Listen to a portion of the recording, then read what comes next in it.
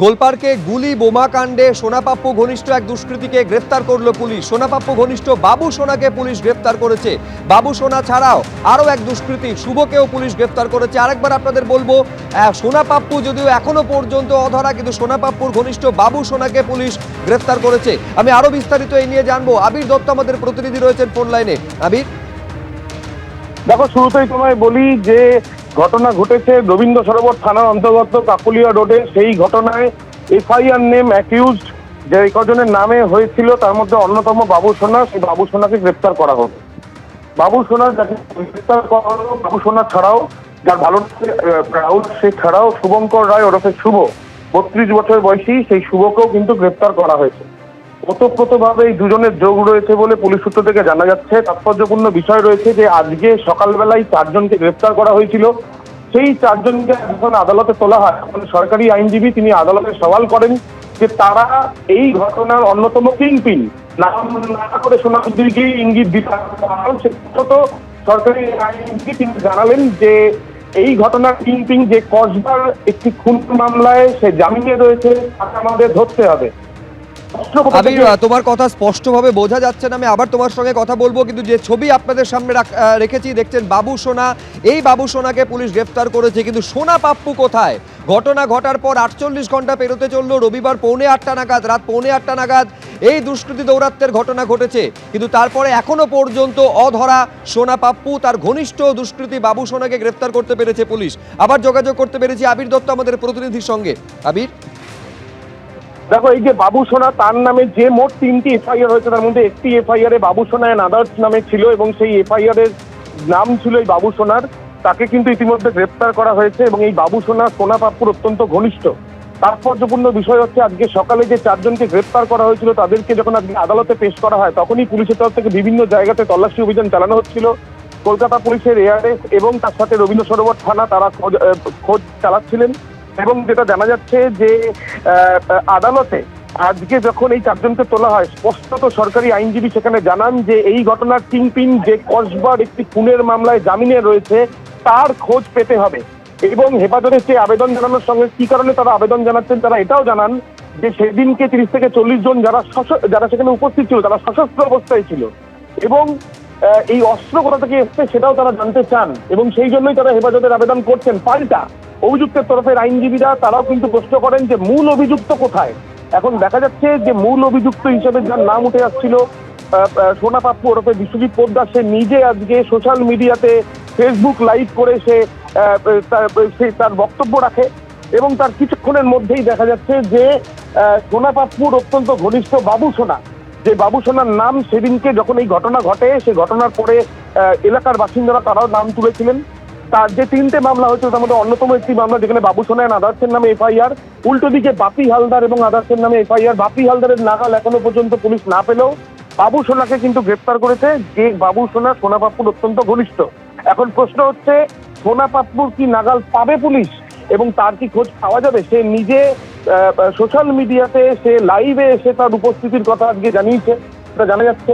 অন্যদিকে এই যে বাবু সোনা যার পরিবারের সদস্যরা কিন্তু গতকাল স্পষ্টত জানিয়েছে যে বাবু সোনা তৃণমূল কর্মী এবং সে নিজে কনস্ট্রাকশন ব্যবসার সঙ্গে জড়িত এবং তার পরিবারের সদস্যরা সম্পূর্ণভাবে কিন্তু অপোনেন্ট যারা রয়েছে অপর গোষ্ঠী তাদের বিরুদ্ধেই কিন্তু অভিযোগ তুলেছে এবং এই ঘটনার পরে দফায় দফায় যে উত্তেজনার পরিস্থিতি তৈরি হয়। একেবারে তুমি আমাদের সঙ্গে আবির থাকো যে এখনো পর্যন্ত কিন্তু সোনাপাপ্পুর হদিশ পুলিশ পেল না। আপনাদের মনে থাকবে কয়েক মাস আগে গুলশান কলোনিতে যে রীতিমতন দুষ্কৃতী দৌরাত্ম্য চলেছিল, তারপরে মিনি ফিরোজ মূল যে অভিযুক্ত ছিল এই গুলশান কলোনি কাণ্ডে ফেসবুকে রীতিমতন আপডেট দিত প্রায় প্রতিদিনই, কিন্তু তারপরেও পুলিশ তার খোঁজ পাচ্ছিল না। এক্ষেত্রে কেন সোনাপাপ্পুকে এখনো পর্যন্ত পুলিশ ধরতে পারছে না তা নিয়ে প্রশ্ন উঠছে। রবিবার পৌনে 8টা নাগাদ, রাত্রি পৌনে 8টা নাগাদ এই ঘটনা ঘটে যেখানে গুলি এবং বোমাবাজি পর্যন্ত হয় বলে অভিযোগ। দুষ্কৃতী দৌরাত্ম্য চলে, পরের দিন মাধ্যমিক পরীক্ষা শুরু হয়েছে। তার মধ্যে এই ঘটনা নিঃসন্দেহে সেই এলাকায় নিরাপত্তা নিয়ে বড়সড় প্রশ্ন তুলে দিয়েছে। ইতিমধ্যে 4 জনকে গ্রেফতার করা হয়েছে, যে 4 জনকে নিজেদের হেফাজতে পুলিশ চেয়েছে তার মধ্যে আবার এই শুভ এবং সোনাপাপ্পু ঘনিষ্ঠ বাবু সোনাকে গ্রেফতার করতে পেরেছে পুলিশ। কিন্তু প্রশ্ন এটা আবির যে সোনাপাপ্পুর এখনো পর্যন্ত হদিশ পাওয়া যাচ্ছে না কেন? দেখো, একেবারেই সেই সোনাপাপ্পু যার ইনভলভমেন্ট কনস্পিরেসিতে পাওয়া গিয়েছে বলে পুলিশ সূত্র থেকে জানা যাচ্ছিল। আমরা দেখেছি পুলিশ কমিশনার সুপ্রতিম সরকার তিনি নিজে স্পষ্টত জানিয়েছিলেন ঘটনার পরের দিনই যে এই ঘটনার সঙ্গে যে বা যারা রয়েছে প্রত্যেককে ধরা হবে। ইতিমধ্যে শুরুতে 10 জন, আজকে সকালে আরো 4 জন, মোট 14 জনকে ধরা হয়েছিল। এফআইআর নেম অ্যাকিউজ হিসাবে বাবু সোনা, তাকে কিন্তু সরাসরি ধরা হলো। এবং দেখার বিষয়ে যে অন্যদিকে যাদের নাম রয়েছে এফআইআরে তাদেরকে ধরা হয়েছিল। এবং যার নাম শুরু থেকে সামনে আসছিল যে বাবু সোনা, যার ঘনিষ্ঠ সোনা পাপ্পু, এই সোনা পাপ্পুর পরিবারের সদস্যরা গতকালকেই জানিয়েছিলেন তার স্ত্রী যে সোনা পাপ্পু যখন ঘটনা ঘটে তখন তিনি বাড়ির একটি অনুষ্ঠান, বাড়ির একটি পুজো ছিল, এই পুজোতে উপস্থিত, তার ইনভলভমেন্ট নেই বলে তার স্ত্রীর দাবি ছিল। কিন্তু যেটা পুলিশের তরফ থেকে আজকে আদালতে বলা হলো যে এই মামলায় যে 4 জনকে গ্রেপ্তার করা ছিল, সকালে তাদেরকে যখন আদালতে পেশ করা হলো, সরকারি আইনজীবী স্পষ্টত জানালেন যে এই ঘটনার কিংপিন যে সে কসবার একটি খুনের ঘটনায় জামিনে রয়েছেন, তার কাছে পৌঁছাতে হবে। দ্বিতীয়ত এই অস্ত্র কোথা থেকে এলো সেটা তারা জানতে চান। এবং ঘটনার দিন 30 থেকে 40 জন তারা যখন এই ঘটনা ঘটায় তখন সশস্ত্র অবস্থায় তারা ছিল। এই বিভিন্ন বিষয়গুলো জানার জন্যই হেফাজতের প্রয়োজনীয়তা রয়েছে। ঠিক এই সওয়াল জবাব যখন চলছে তখনই পুলিশের তরফ থেকে কিন্তু ঘোষণা করা হলো যে এই যে 3টি মামলা হয়েছিল তার মধ্যে একটি মামলায় এফআইআর নেন এই বাবু সোনা, তাকে কিন্তু গ্রেপ্তার করেছে। তার পাশাপাশি শুভঙ্কর রায় ওরফে শুভ, তাকেও গ্রেপ্তার করা হয়েছে। এবং এটাও জানানো হচ্ছে পুলিশের তরফ থেকে যে তাদের কিন্তু সরাসরি ইনভলভমেন্ট রয়েছে এই গন্ডগোলের পেছনে। ধন্যবাদ আবির। পরের খবরে আসবো, সুপ্রিম কোর্টে পিছিয়ে গেল আইপ্যাক কাণ্ডে ইডির করা মামলার শুনানি।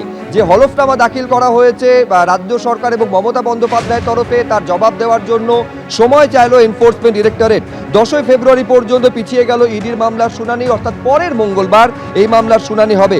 ইডির তল্লাশিতে বাধা দেননি মমতা বন্দ্যোপাধ্যায়, ইডির অনুমতি নিয়েই পার্টি সংক্রান্ত নথি নিয়ে এসেছিলেন মুখ্যমন্ত্রী। যে হলফনামা মুখ্যমন্ত্রী এবং রাজ্য সরকার সুপ্রিম কোর্টে জমা দিয়েছে সেখানে এই দাবি করা হয়েছে।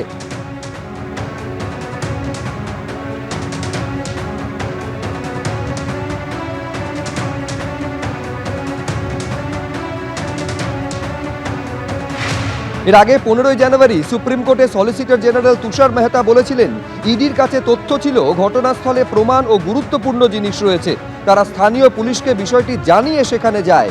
মুখ্যমন্ত্রী ডিজি এবং ডিসি কে সঙ্গে নিয়ে সেখানে আসেন, তারা সেখান থেকে জিনিসপত্রগুলো নিয়ে যান যা চুরির মতো অপরাধের শামিল। মুখ্যমন্ত্রী একজন ইডি অফিসারের মোবাইল ফোন সহ সবকিছু নিয়ে যান। রাজ্য পুলিশ এবং মুখ্যমন্ত্রী কি এটা করতে পারেন?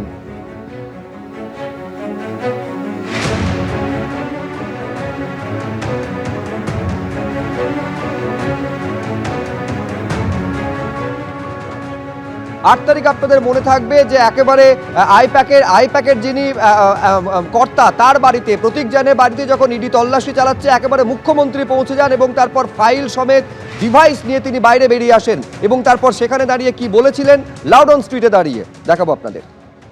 So my hard disk, phone, hard disk, all they are collecting, and they have already attacked my IT office also. In fact, Sector 5, I am going there also. He raided my IT sector office to collect all of our party hard disk, the candidate list, the party strategy, the party plan. Is it the duty of the ED and Amit Shah? And he's taking away all my party documents. যখন অফিসে কেউ ছিলই না প্রায়, এবং তারা এসে আমাদের পার্টির সব ডেটা, সমস্ত ল্যাপটপ, সমস্ত আইফোন বা ফোনে যে সমস্ত স্ট্র্যাটেজি আছে ইলেকশনের, ইনক্লুডিং SIR, আমাদের কাজ চলছে। এবিপি আনন্দ, এগিয়ে থাকে, এগিয়ে রাখে।